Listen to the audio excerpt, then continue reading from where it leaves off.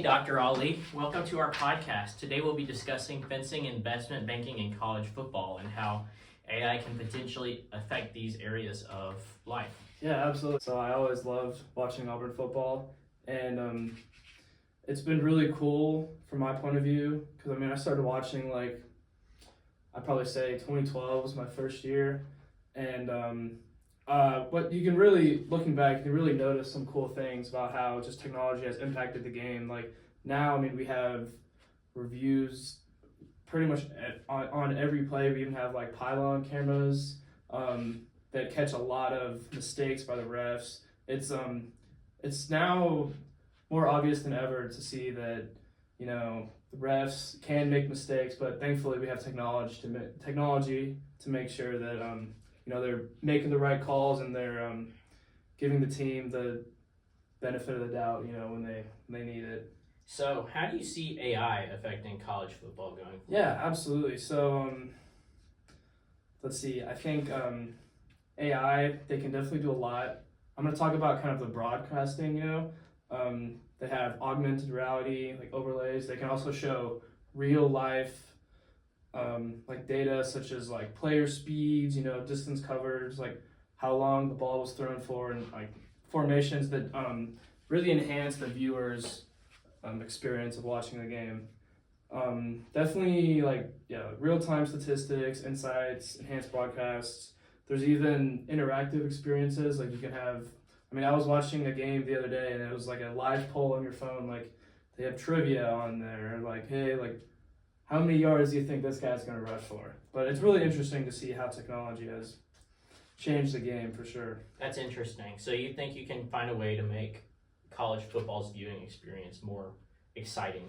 Yeah. And then for nerds like us, being able to see stats and understand, okay, what's this guy doing and what's he doing? Yeah. For NCAA fencing, it's actually, there's kind of different tiers of who's going to what school. If you're top 16 in the country, you're going to an Ivy. If you're 16 to 100, you're going NCAA Division I, like Ohio State, Notre Dame. And if you're you've made it to that top level of fencing, but you're not making good results, you can go to a Division III or Division II school. Going forward, I think a lot of Division I coaches are really results oriented, but they only look at how does this fencer do at the top level. A lot of what makes a good top level athlete is when something doesn't go their way, how quickly can they say okay and figure out what they need to do to make a change in the game to fix it and not sit there and get mad. A lot of coaches, especially in football world, look for those intangibles, those characteristics of winners, they're good teammates, that kind of stuff that doesn't just show up in the film. That's why in-home coaches visits are so important, because they want to get to know the person, they want to get to know the recruit, they want to know how they're going to respond to diversity and everything. Definitely challenges like that. Yeah. And something AI can do is you can probably quickly aggregate, referee makes this call, fencer does this, referee makes this call, fencer does this, and then you can come up with a propensity to act out in a specific situation. And a specific example of this that could have been used is we had a fencer named Curtis McDowell, and he lost a match on a red card for Olympic qualification, but he still got Olympic points. And at the tournament, he thought it would be a good idea to go kick a hole in a sponsorship barrier. And he eliminated Team USA from Olympic qualification just because of him acting out on strip. And if we had taken the time to analyze his behavior previous to this, we might have understood okay, this is what we know and don't know about these people. And maybe even though he's a good fencer.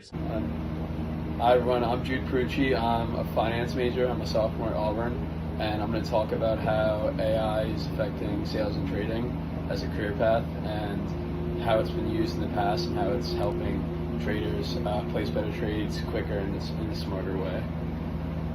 My name is Jax Pastor. I'm a finance major as well, and I'm going to be talking about how financial advisors can apply AI and its benefits in their everyday work and lives. So you want to go first? Yeah, so I first engaged with ChatGPT and asked them a few questions about the sales and trading industry, how to break in and how different AIs were impacting trading. And so I asked ChatGPT, how has AI been affecting the fast-paced and high-stakes as sales and trading?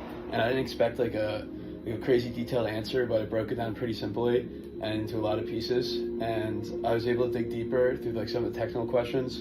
And it talked about how it helps with market analysis because it can AI can draw from a bunch of different resources and give you data instantaneously. So that can help them like get the data they need to place trades quicker. And also like its general output with all the data, like what it would like forecast for like what events will have what impact, if it's like earnings days where a company's putting out, say they made this much and they beat their quota, AI can project how much percent change they think is going to happen based on how much money they make that quarter.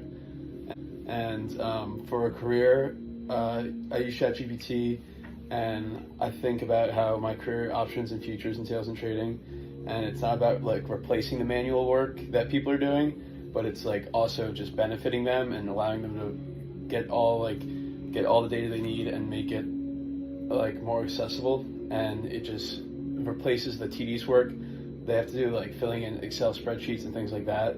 So, and then there's a lot of like different technologies. The Medallion Fund is a fund that was set up I believe 20 years ago, and it's used AI power to like trade, and it's been one of the most profitable funds in the entire world, using different AIs to help predict trends and predict things in the trading market. So that's basically all I came to share.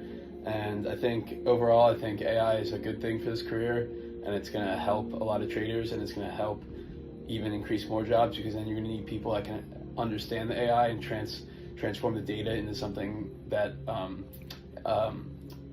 sales and trading analysts can actually read and know how it will affect the market. So yeah, those are my thoughts on how it affects sales. Yeah, thanks to my friend Jude for that. I just wanted to touch base off of what you finished with. I think that, AI can kind of be your personal assistant. I was lucky enough to intern under some financial advisor this summer in my hometown, and he did a pretty good job of utilizing AI in his everyday work. One of the biggest things that I noticed that he did with AI was incorporate into, communicating with clients or reaching out to potential prospects. And obviously he uses common knowledge for a lot of his tasks, but AI is going to continue to develop. And also there was other tasks, I'd say, that, he could obviously done himself, but he utilized his technology to improve it. Like, for example, diversification of their portfolio. Obviously, there's baselines of what a financial advisor should use, but, just plugging in some different companies and some data from the internet regarding, the market, it definitely did make it a little bit easier for him to decide, kind of on the flip, oh, hey, I need to get out of this stock and I need to put some money into this bond, And also, I'd say another thing that he did a good job of using AI with was, evaluating like the grade of bonds, whether it was a municipal or corporate or some financial bond. There's a lot of research that goes into it, obviously, and that's kind of just the tip of the iceberg. But if you're kind of trying to get some quick data to, communicate with clients and tell them about, AI is able to research a lot faster than our ability to. So, obviously AI is continuing to improve. It's not really fully taken over and made our jobs completely, easy, but, once again, I said that it's kind of like a personal assistant. If you just have a question, you can go right to your resource and get multiple answers in complete different response forms based off what your prompt was.